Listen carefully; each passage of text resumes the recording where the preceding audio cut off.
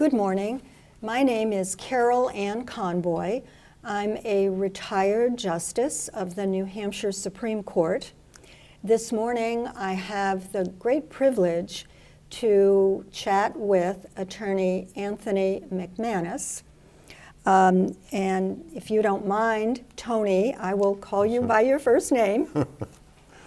Tony, you have been a New Hampshire attorney for 56 years, if I have the count right. That's right. And your career has been very broad-ranging. You have done public and private legal work. You've served in a number of state legislative positions. You serve in numerous local civic organizations. And you've worked with the New Hampshire Bar Association, and you've done many, many volunteer nonprofit work activities. I'm going to touch broadly on 3 or 4 of those categories because our time is limited. I'd like first to start with your education. My understanding is that you are definitely a New Hampshire native. Yeah, I was born in Dover and went to St. Mary's Academy and Dover High School. And then I went to Georgetown University in Washington with a junior year abroad program at the University of Freiburg in Switzerland, which gave me an opportunity to travel throughout Europe for a year. After college, I went to Boston College Law School and then stayed in Boston. I actually started to get a master's degree in American Studies at Boston College and had 21 credits toward my degree when a friend of mine talked me into joining the public defender's office in Boston. You mean after graduate? I didn't finish graduate school. I never got the master's. I see. So you decided to switch directions and go to law school? No, I had finished law school. Oh, I see. Okay. Then I went for the American Studies master's program. I see. And in the middle of that program, a friend of mine was already a public defender and said to me, "This is really interesting and great fun, and there's a space open." So I went and interviewed and got hired as a public defender, and I did that for 3 years. So fascinating that you moved from your work as a public defender into private practice, and then as I have it, you then became the Dover city attorney. I did. When I first came back to Dover, I worked 1 year with Gene Newt in Farmington as an associate. And then the position of city attorney opened up in Dover. It was part-time. It allowed me to have my own practice. But part of the city attorney's job was the district court police prosecutor. Really? So I did that, and I was in that position for 7 years, 67 to 73. So you've had experience in the defense area as well as prosecution. Right. What did you enjoy most? I did. I enjoy working with people and interacting with, and so being a defense attorney is quite different from being a prosecuting attorney, but you get to work both ways with police officers, different viewpoints, and it's active court work, which I enjoyed doing. And when I finished as the city attorney's office, then I did quite a bit of criminal defense work as part of my private practice after that. And I think being a prosecutor actually helped because I knew things and how things worked or didn't work. Right. That most defense lawyers might not have had that experience. In your private practice, were you a solo? Did you affiliate with someone else?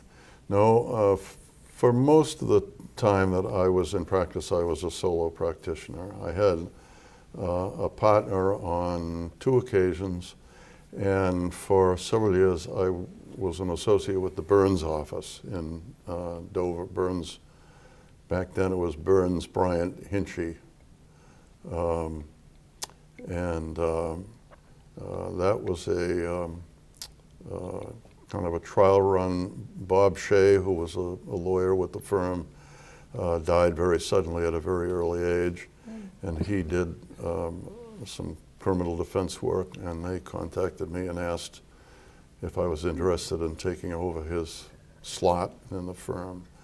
And sort of by mutual agreement, after 2 years, that didn't work out, so I went back on my own at that point. And you had an office in Dover? I had an office in Dover. Yeah.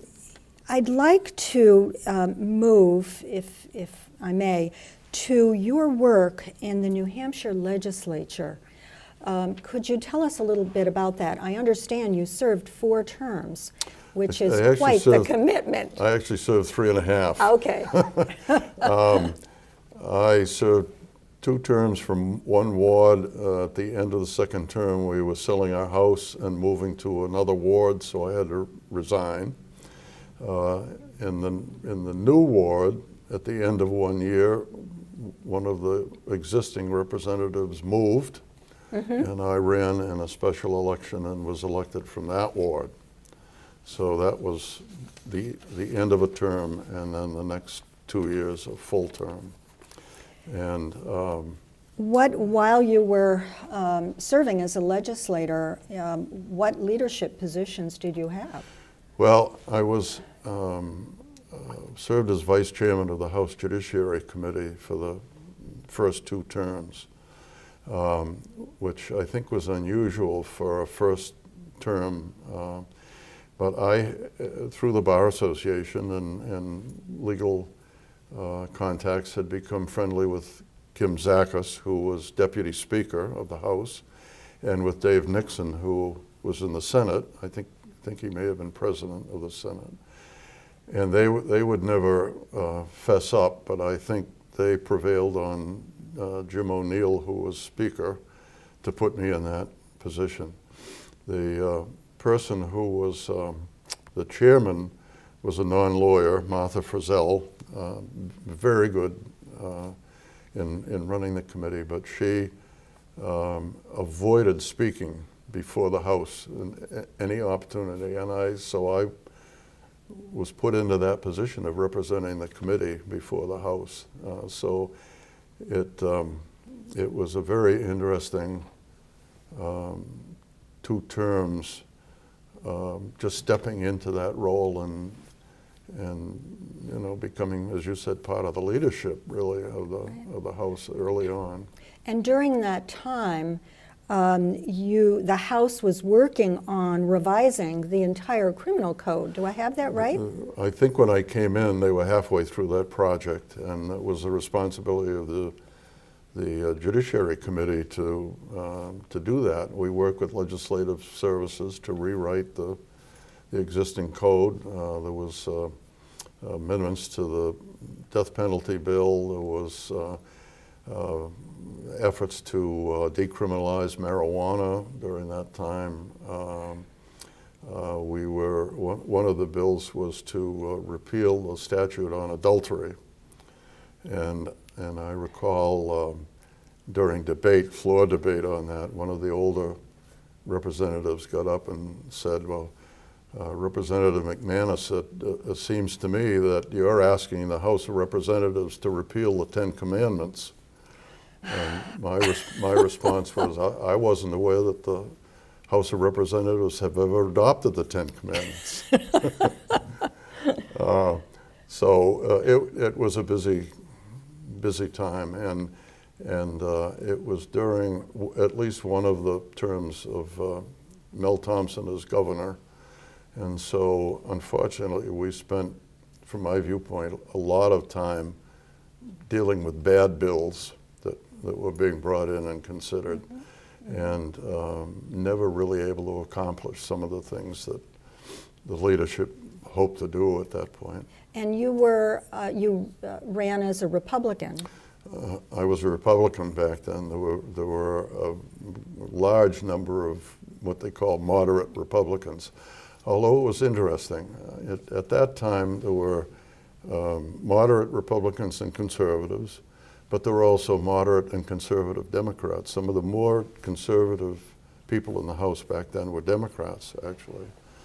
So there, I take it, there wasn't the kind of polarization that we're seeing today. There was not. There was a good deal of cooperation in that.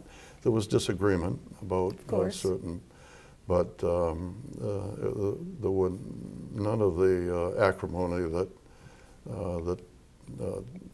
takes place now seems to take place at the point. And one of the interesting things I think is there might have been, say, 40 people who fell within that category of moderate Republicans. And over the next 40 years, perhaps, every single one of them, with the exception of Kim Zachas, changed parties, re-registered either as independents or as Democrats. And Kim remained a Republican, but ended up frequently being the head of the Republicans for John Lynch, or the Republicans for Annie Custer, or that thing. So he stayed in the party, but his politics stayed the same. Being a legislator while in private practice really had to be very challenging. What inspired you to be interested in doing legislative work and tackling the responsibilities while you're in private practice? Well, one of the reasons that I really decided to move back to New Hampshire was I was interested in entering politics.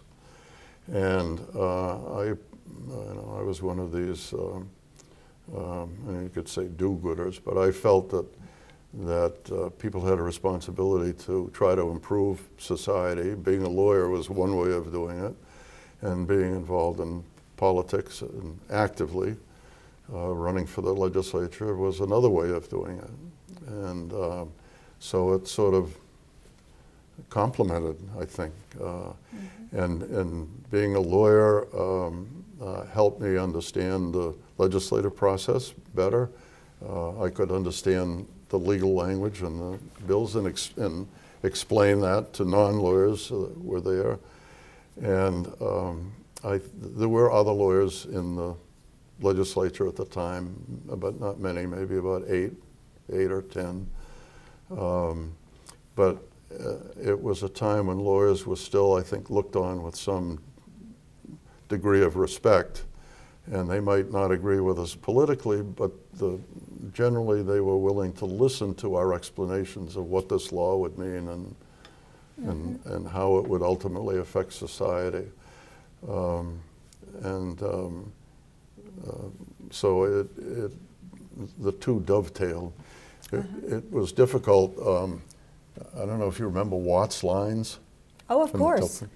Well, and keeping track of the calls that you made on the Watts lines, yes. I was able to use the Watts line in the committee thing to call people and when we were not in session or not having hearings to keep up with my practice.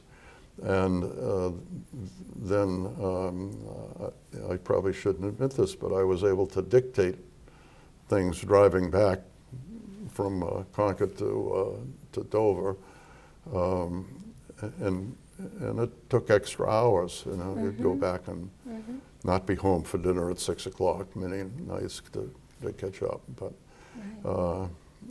it seemed to work out, the scheduling worked out. And the legislature then really only met every other year. The second year it was very few meetings. So it wasn't like it is now where it's a long-term, both years meet through July and into August, and the time demand was much less. Right. Looking back on your time in the legislature, were there events that happened that stick in your mind as extraordinary? I don't know. It was somewhat of a frustrating time because, and we still have the same problem from my view of how the state finances programs, of being able to plan and to be able to do long-range planning and to be able to rely on money being there to, while we were there, was the time when, through legislative process, they began shutting down the New Hampshire State Hospital.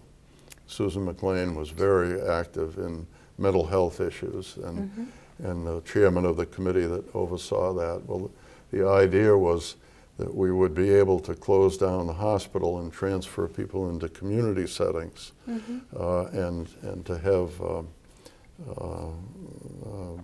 beds and homes and treatment and available in the community where they'd be close to family and that kind of thing. And the idea was great, but the money was never there to fully implement that program in it. And you know, so it was frustrating in many ways to do that.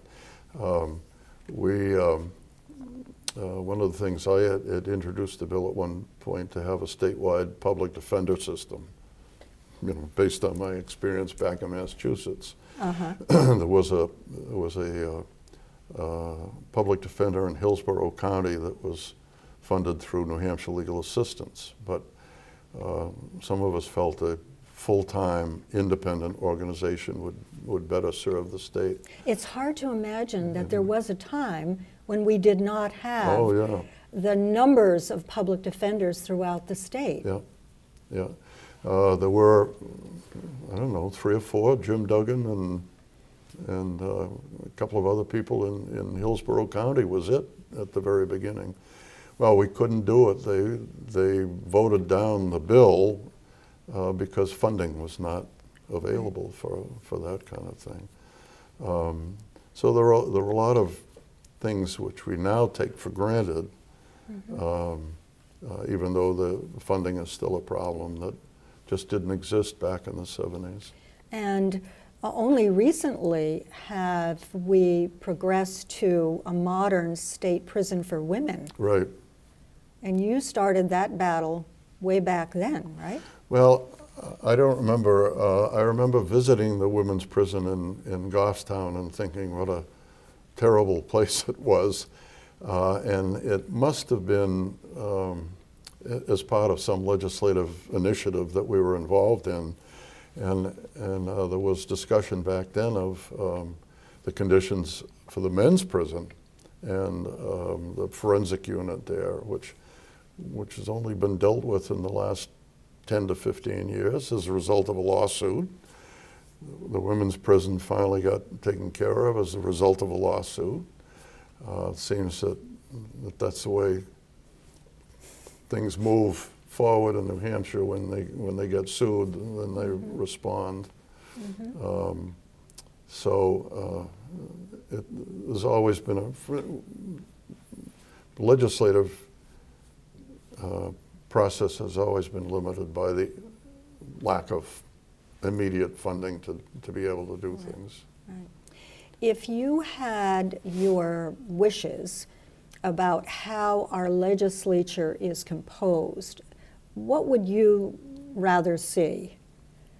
In other words, we've got, I think, the largest legislature in the country. Yep. How would you envision a better arrangement? Well, my experience, because this is 40 years ago now, so I can't tell you how things work up there at this point, but I don't imagine in terms of numbers it's changed. The legislature was, it really ran by about 40 to 80 people who were the active workers, leaders, drafters who were interested in getting things done. There were a lot of retired people who came just to represent their local community. It was a good way of spending their time, I think. Not in bad faith, but they were not active participants in the legislative process. And but you had to get rooms that were big enough for 30 people committees and that kind of thing. And so I always felt that a smaller House would have been more efficient, and probably a larger Senate would be more representative. And as you know, attempts have been made to discuss this. It would require a constitutional amendment, I'm sure. But there just seems to be no interest in getting serious about doing Would that. you be in favor of legislators who were employed as their job? Some states have that I don't know. There arrangement. was benefit, the experience that people brought to the legislative process, we call the citizen legislators. I think that part of it is very valuable. And I look at, when I was a public defender in Boston, we dealt with legislative issues, and I was not impressed with the performance of the Massachusetts House and Senate. So I'm not sure that a professional legislature is an answer to it, but I think reducing the numbers of the House and increasing the Senate would make a substantial difference in the efficiency of the process. I'd like to switch topics, if I may, because you were known for a number of years as the executive secretary of the Judicial Conduct Committee. And I think that many lawyers in the state have great respect for your work bringing that committee along with many changes. Can you tell us a little bit about how you first got involved with the Judicial Conduct Committee? Okay. Well, I think that going back into the Bar Association, for a number of years I was a member of the Ethics Committee and then chairman of the Ethics Committee for two terms, I think. I was on the Gender Equality Committee and I guess probably the only male that ever served as chair of that committee. And then I was a member of the Professional Conduct Committee for 9 years. So I had a background in ethical issues and professionalism and things within the state. At the time of the Brock impeachment situation with Judge Thayer and the question of conflict of interest that came up, at that time the Judicial Conduct Committee was largely appointed by the Supreme Court. They held their meetings in the Supreme Court building, and the administrator of the committee was the Supreme Court clerk. Now, nobody ever questioned the professionalism of the committee, but it was vulnerable to criticism because of its close contact with the court. And so I got a telephone call asking would I be interested in coming up and talking to the Chief Justice about setting up a system that would remove the judicial conduct entirely from the court. And it sounded like a challenge, and it would be interesting. And I felt Another volunteer challenge I had the, for yeah. you. No, they were going to pay me. Ah, okay. They asked me to produce a budget that would include a salary, and so I did that, and I made some suggestions about reorganizing the committee itself, and I think there were new rules that were generated by the Rules Committee and to follow up. And so I took the office of the committee to my own personal law, private office in Dover, quite Your- removed from Concord. Your own law firm's Yeah, office. I was able to find meeting space at the New Hampshire Charitable Foundation building in downtown Concord at no cost. And so we moved all of the files out. I took the current files, the old files went to the archives. There was no further contact with the Supreme Court at all. But you were the only, I was the executive member. secretary, and I had a part-time secretary. I see. So how And- did you handle complaints in those early days? Okay. Complaints would come in. Some were obviously nothing that involved misconduct. We had a great number of complaints, mostly in domestic relations cases, mostly from the disgruntled and felt they were the loser in that. And the complaints were, well, the judge ruled against me, so he or she must have been prejudiced about me or favorable to my spouse or whatever. And those were, there's no real basis to those in terms of misconduct. On the So when you concluded that there was no basis for misconduct, then what happened? I would submit a report to the committee, and I actually wouldn't make a recommendation. I would bring all of the information that I found, and the committee would make a determination. And So back in- sometimes they would say, what do you think about this? I see. But the decision was the committee's decision and not mine. You were the only investigator, Yes. and so how did you conduct your investigation? If the committee felt there was some basis for going forward, I would go to the court in question, and I would listen to the recording of the hearing that was being questioned, or the trial. I would review the entire court file. If there were lawyers involved, I might talk with them. I would talk with the clerk of court, whoever might have been sitting in there.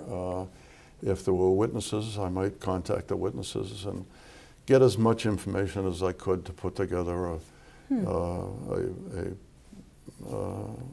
worthwhile report to the And committee. did you talk to the judge who was the respondent to the complaint? Generally not until the committee directed me to do that. So I I would see. come back with a report. Uh-huh. They would decide whether or not there was basis for some kind of action.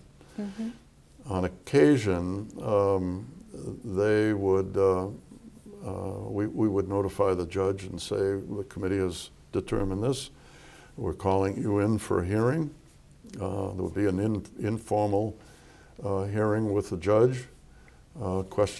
Committee would question back and forth. And then the committee would decide, was the misconduct or not? If there was, did it merit just a private reprimand, a written reprimand, or a full charges brought? Charges were which would occasions- then be decided in the Supreme Court? No, No. the hearing would be before the committee. I see, okay. And we would hire outside counsel at that point, and outside Mm-hmm. counsel would take it over. I might assist in terms of making the information available and setting up the hearings, but at that point I was out of it, and it was in the hands of outside counsel to I see. be prosecutor, I guess you could say, of what was there.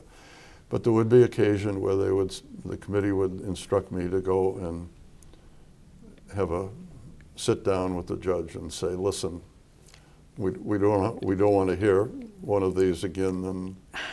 And Was that awkward for you to meet with judges like that?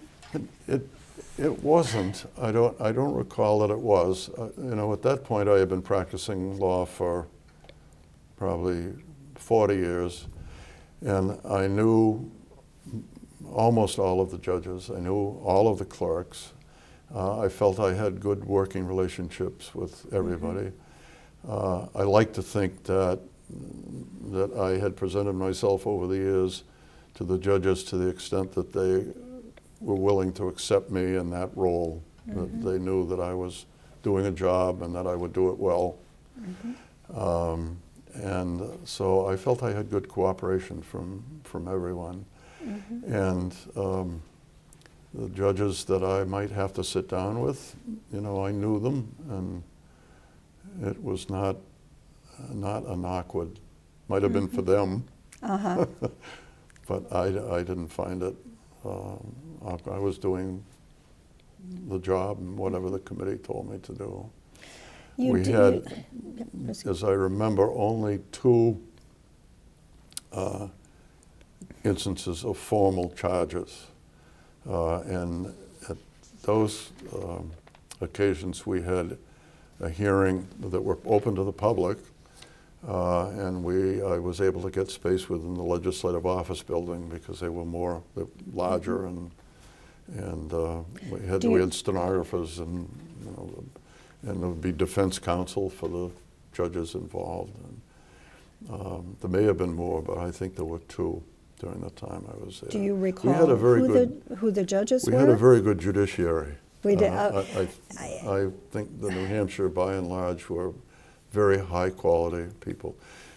My experience in Massachusetts, in just the short period of time I was there, I came across 2 or 3 judges who were just awful. Had no business being on the bench. And there was a good old boys political system down there that they were protected, and but up here, the system we had of appointments, there was a review by the Governor's Council before anybody would. So you think that our system, the New Hampshire system of appointing judges, works better than, for example, other states where judges run for the position? By far, no question. There's a National Association of Judicial Disciplinary Attorneys that I belong to and went to their annual meetings.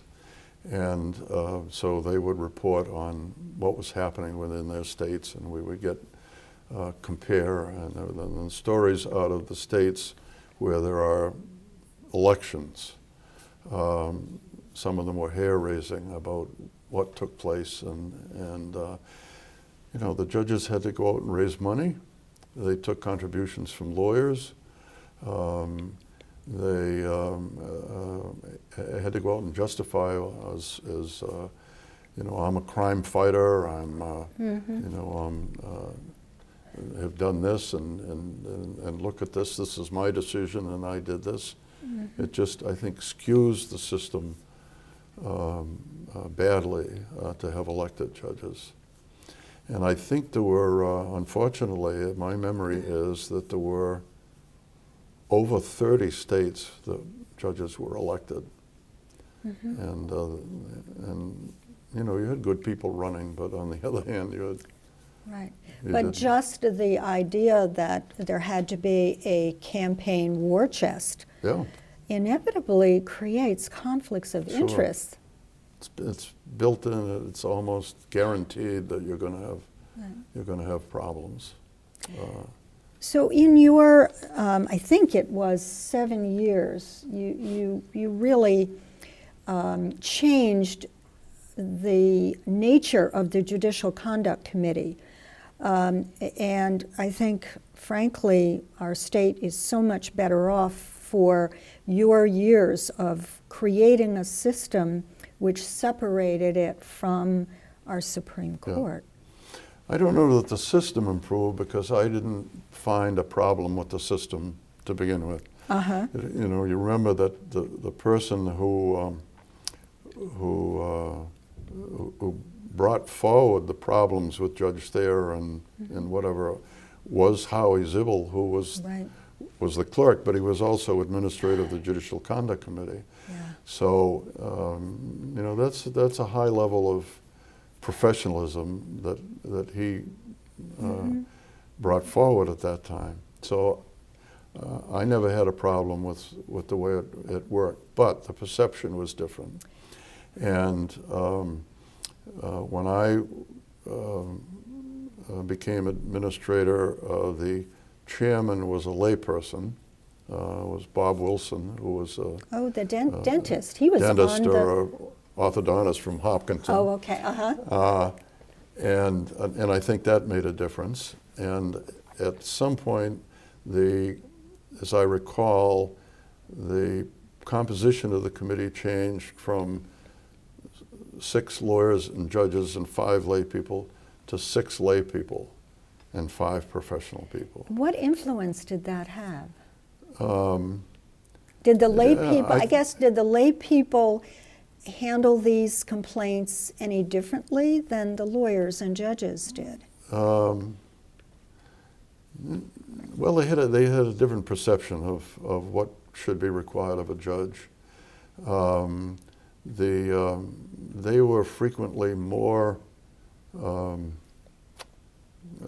asked more questions than the judges and lawyers on the committee about why shouldn't we do something about this, or why, and you know, there are constraints about the burden of proof and what evidences would be admissible or not admissible in that, which they would not have been familiar with. But Right.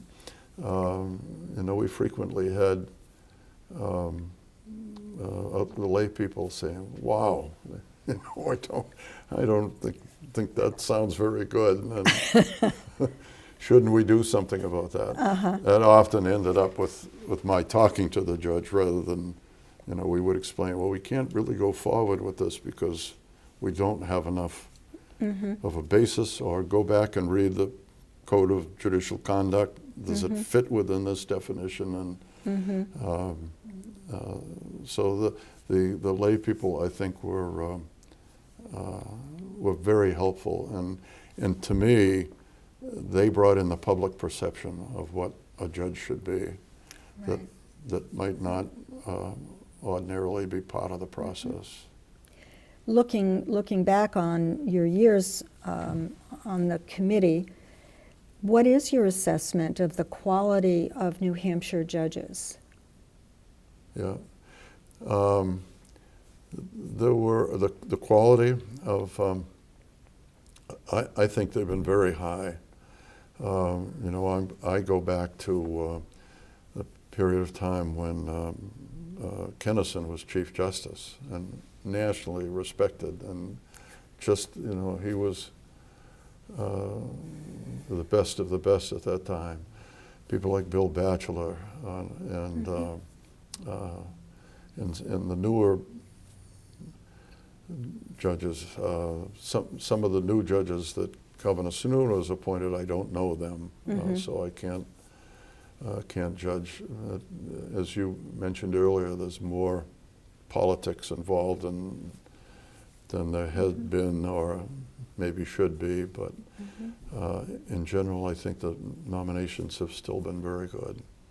And you know, being a practicing lawyer, you appear before them day after day and around the state, and I was always impressed with who we had on the bench, and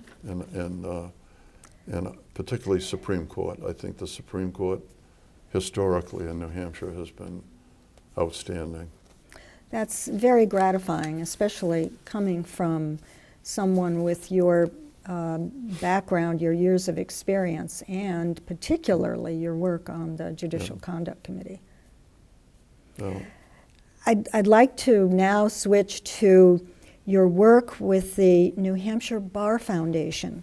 Many people may not be aware of what the foundation does, and I would really like to hear your perspective because you served on the foundation for many years. yeah, I was on the board a total of 13 years. I wasn't there for the beginning. That was I think Jack Middleton and Joe Kerrigan and Stanley Brown, Gordon Tiffany, a couple of others were the original founders. I came in, it might have been in existence 7 or 8 years, but not very active. It was there, but they hadn't really begun to go out into the legal community to try to get participation in it. So when you joined, the IOLTA program Right, was that was in in place. place, That's yeah. the interest on lawyers' trust accounts, Right. which through volunteer lawyers and banks meant that interest that might otherwise be generated from lawyers' trust accounts could be used for legal aid and Right. other legal programs. Right. And originally, that was the only source of funding. And originally, it was a volunteer thing. You actually had to sign up and say, yes, I'll include my trust account in this program. And not all banks participated at that time. So there were designated banks throughout the state, and we began to urge lawyers to consider moving their trust accounts to participating banks so that they could, we could generate additional funds. And I became treasurer. I was treasurer, I think 7 years of the time that I was on the board.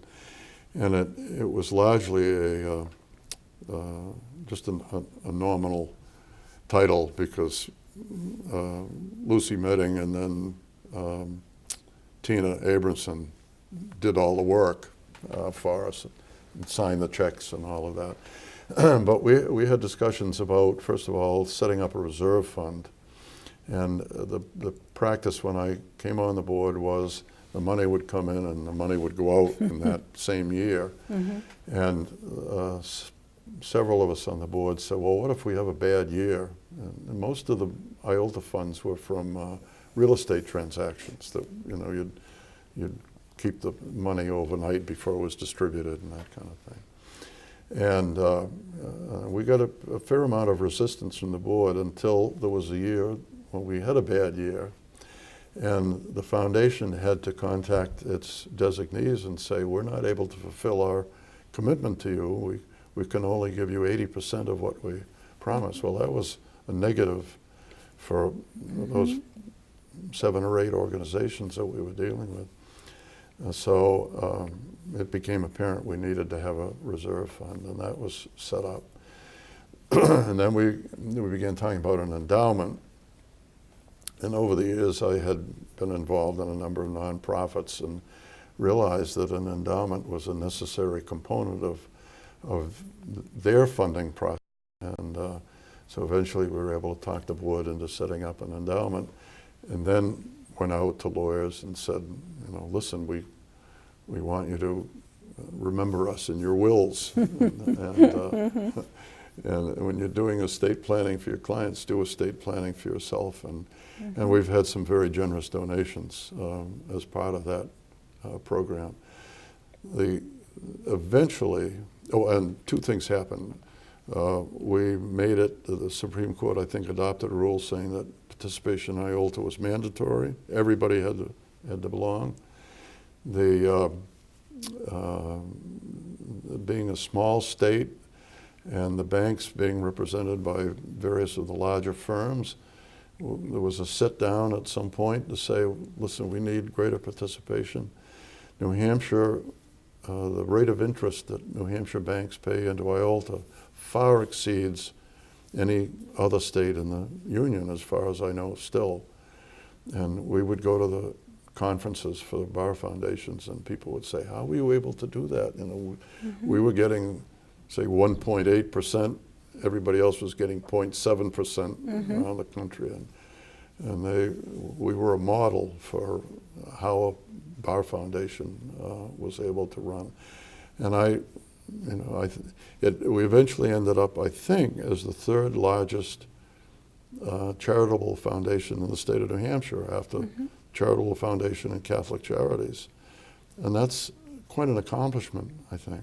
Close to $1 million each year. It really is. Yeah. And it's something that the average person, I think, has no conception about how critical those funds are to providing legal services. Yeah. And we had one thing that took place while I was on the foundation board. During the Reagan years, they were going to defund legal services. And the rule was going to be that any legal organization that had the ability to sue a governmental entity would not receive federal funding. So we had New Hampshire Legal Assistance had brought suit, on behalf of the hospital and behalf of a number of governmental agencies. And so a group of about 15 people got together at the behest of the foundation and met one night, probably 4 or 5 hours, over pizza and soft drinks, to decide how to deal with this. And there was, really good input of what alternatives do we have? How do we fund this? How do we avoid the federal regulations that we feel are going to come down? There was 4 or 5 people designated to come up with an actual plan that we had talked about that night. 3 weeks later, we had another meeting, 4 or 5 hours, put together an entire separate organization, which turned out to be DALC, LARC? LARC. LARC, yes. And set up a funding mechanism through the foundation for that. They moved, New Hampshire Legal Assistance will do this kind of work, LARC will do this kind of work, and that avoids all of the problems with the federal regulations. And about 6 weeks later, the LARC office opened and had an open house in Manchester. And I think, only able to do that because New Hampshire is a small state, but there was this group of people who were just committed to the best possible legal program that we could provide and to fund it. Right. And we were able to do that within, and I just think you should be very proud of that. A remarkable accomplishment Yes. on behalf of the people who were involved. That's terrific. I was just, I sat at the table and, well, and but listened it was and put in my 2 cents. But but it was quite important. quite an accomplishment. Right, important for you to be at the table. Yeah. As I mentioned earlier, you've had a very long tenure as a New Hampshire lawyer. I sense that you're very proud of that. How has the practice of law changed in your experience? Because you're still practicing now. No, I'm not. I misunderstood. No, I sent in my formal retirement a year ago. Oh, okay. Yeah. All right. And Fairly recently then. And I think when we were talking the other day, I told you the story that I sent in the retirement and they called, the Bar Association called to say, well, we can't act on this because you still owe us 18 hours of continuing legal education. We got that straightened out. Good. But anyway, when I passed the bar in 1963, there were 615 lawyers in New Hampshire at that time. And so it was a relatively easy thing to get to know, not everybody, but a really good percentage of the lawyers. It was hard being in Dover, getting to know Claremont and Hanover and those areas, but it was a very friendly group. People looked out for each other, I think, back then. there were literally mentors that you knew you could go to somebody and say, what do I do for this? And you could get an answer. And over the years, what I have seen happen, in my view, it has become less of a profession and more of a business. And as the firms got bigger, and I suppose that was inevitable, that was because the Manchester got bigger and Concord got bigger and the problems got more complicated, and you had national corporations coming into the state that needed legal representation. But as the firms got bigger, then you ended up hiring office managers and HR people and IT people, and they became necessary, but you had to generate enough income to pay those people, and they weren't contributing directly to legal services.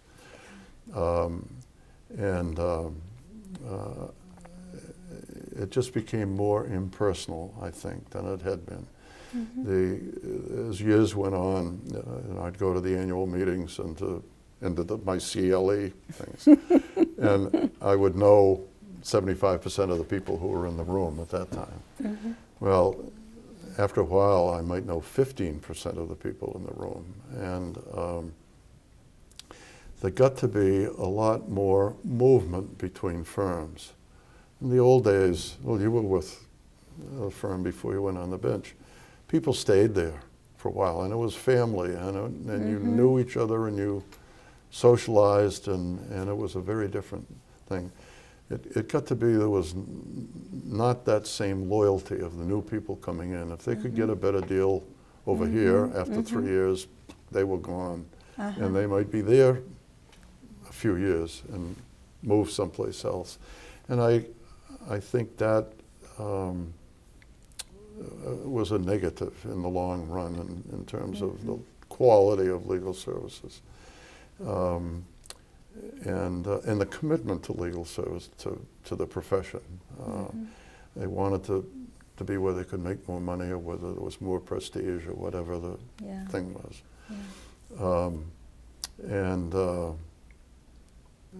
And so I just saw a shift in focus. It doesn't mean there still weren't an awful lot of good lawyers around who were doing excellent work. And the other thing that I noticed was there got to be more of an adversarial process between prosecution and defense in criminal matters. And I'm sure you saw it as a Superior Court judge. There was a lot of acrimony between counsel in court cases that never existed before. You know, sometimes lay people, members of the public, don't appreciate that opposing lawyers can actually have a functioning professional relationship without selling out their clients. And that it strikes me that today we hear stories about people wanting their lawyers to be the best and beat the other side up. And you know, what has been your observation about the expectations of the clients? Of the clients' expectations of whether their lawyer should be their hired gun. Yeah, I think there has been, well, that's part of the same process, I think, of there's been become more adversarial. And so there's a certain class of client who gravitates toward the person who's the loudest or the most prominent in the community, or that kind of thing. But you know, in maybe the last 10 or 15 years, I would hear conversations by lawyers saying about another lawyer, that SOB, I will never, if they want something from me, they're never going to get it. They're going, and this person is, and this person, you know, did that. And you never heard that Yeah. 30 years ago, and it's not a good thing. Mm-hmm. But it happens because in one instance there's a lot of money at stake in civil cases, and you have more cases of libel and wrongful termination and large money divorces that you didn't have before, where Right. there's just more acrimony built into Right. the type of case. And it's too bad, because lawyers are not only advocates, but they're counselors, Right. problem solvers. And solving problems sometimes means having a good relationship with the other side. Yeah. Yeah. Well, you know, I think that accounts for the rise of the number of mediation groups.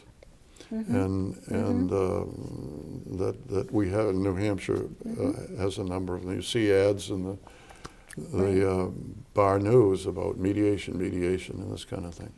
That there's a certain group of clients out there who still understand that this is a process of working out a problem and coming to a resolution, and they'll go to those mediation groups.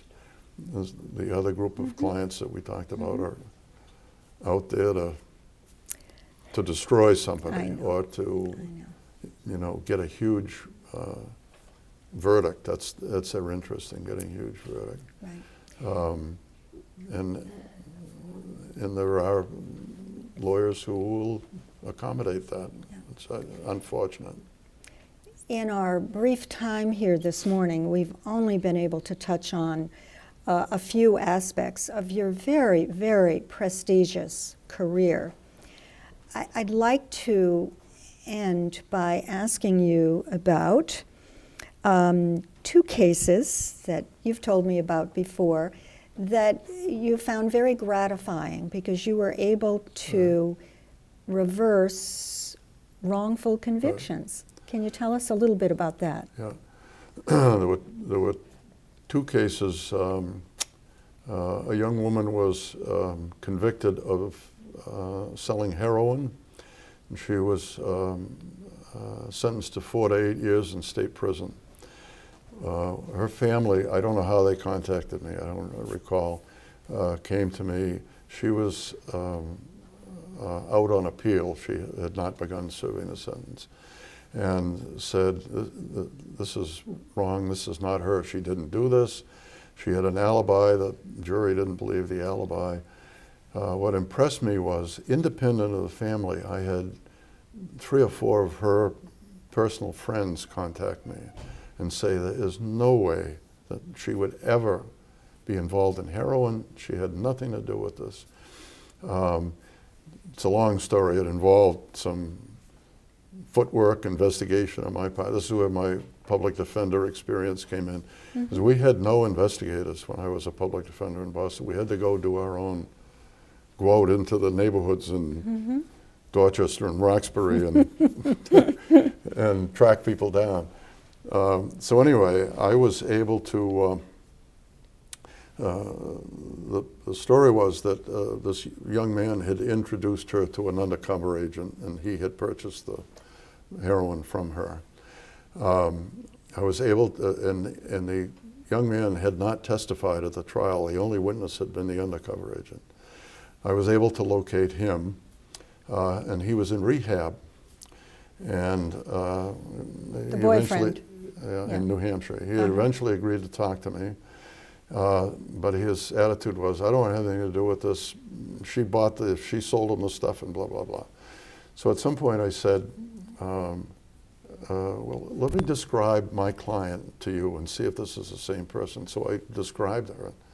At the end he looked at me and said, holy shit, they have the wrong person. Oh, for heaven's sake. And so he told me the name of a nickname of the person that he knew, and said he thought she came from Haverhill, Massachusetts. So I went to Haverhill. I knew some of the police officers from having been a public defender. They gave me information which they absolutely today would not have given me. They gave me the woman's name and her address. who fit the, and said she's a druggie. I went to her house, met with her and her mother, and she denied. I had nothing to do with this, and I don't know anything about it. I went back to the county attorney and said, I've got this information that, you know, well, I think we've got the wrong, I have to rely on my undercover guy, he's doing this. So in the meantime, I had filed a motion for new trial, and that was pending. I had a divorce case in Laconia one day, representing the woman, and she was accompanied by her boyfriend. And I got talking to the boyfriend, what do you do and everything? Well, I run a detective agency. Well, what's the name of the detective agency? Well, he gave me the name, and I recognized that as the one that employed the undercover guy who had testified. And I said, do you know so-and-so? He said, that son of a bitch, he got me in more trouble. He has caused case after case after case to be thrown out because he lied under oath. And so, serendipity. But I brought all of that information back to the county attorney, and they eventually withdrew the charges. I withdrew my appeal, never made it to the Supreme Court. The other case was... And that demonstrates the perseverance and the shoe leather involved in the investigation. I was convinced, well, after I talked to this kid, I was convinced that it had been a wrongful conviction. The other was a 20 to 40 year rape conviction. The guy was serving time, and I was appointed by the court because he was claiming inadequate assistance of counsel in the public defender's office, so they couldn't handle it. And he was not Citizen of the Year, but as I read the transcript, I realized that her description of what had happened was physically impossible for done. And again, I did a whole bunch of investigation, found out she had charged 2 other people with sexual assault, and she would call police wherever she lived, and she moved from place to place to place, saying people were trying to get into her apartment, would they please send the police? And she was just, you know, mentally unstable. And so I found a police officer at the time of the trial. When she testified, there was an outstanding warrant for her arrest for assault on a police officer in Maine. The public defender's office never knew that, so none of that came out in the time of trial. I did file an appeal, which was State v. Paul DeWitt. And I don't recall if you were on the bench at that time or not, but the court, my view, reading between the lines, said to themselves, whoa, there's something wrong with this case. They went through a number of things saying, well, it may be wrong, but it might not have tipped the scales on the verdict and this, but came down to a memo that had been in the Rochester Police Department file from the state of New Hampshire saying this woman lacks total credibility. If she files complaints or whatever, you know, listen to her, but don't put any basis. That had never been turned over to defense counsel during the course of the trial. So the New Hampshire Supreme Court said that had been withheld and should have been available and ordered a new trial. What happened was I got a telephone call from the defendant and said, I just want to thank you for, you know, what you did and whatever. And I said, where are you? And he said, well, I'm in Dover, but I'm leaving. I just got out of court, or I got out of court 3 days ago, and I'm leaving. I'm moving, getting out of here and going to Rhode Island. What happened was, without notifying me, the public defender's office had been reappointed, and the county attorney came forward and said, if he agrees to plead to simple assault, I'll recommend time served and he can go. And this guy took it. And at the end of the sentencing hearing, Judge Mole, I found this out later, said to the guy, the first thing you should do when you leave this courtroom today is call Attorney McManus and thank him because you wouldn't be leaving here today if it wasn't for him. So sure enough, he called me and thanked me. Those are the events. So he got a conviction Yeah, for simple assault on something that really should have been yeah, just yeah, dumped entirely because he was Right. innocent of. right. The whole thing had been consensual, and it was pretty obvious that. But anyway, you know, when you're able to do something like that, you read now case after case of the Innocence Project, of the number Yes. of people on death row who are being exonerated. Yeah. I can say to people, well, you know, I was part of that at one time. Right. Did that work.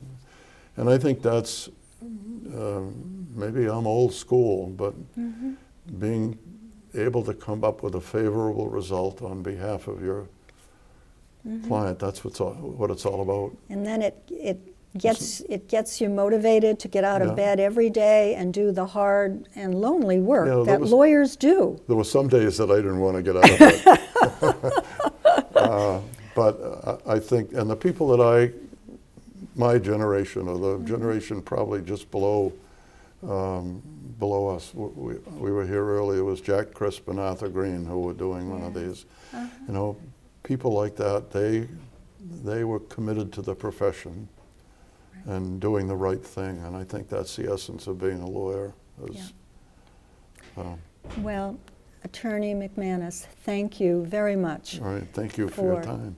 for spending this time.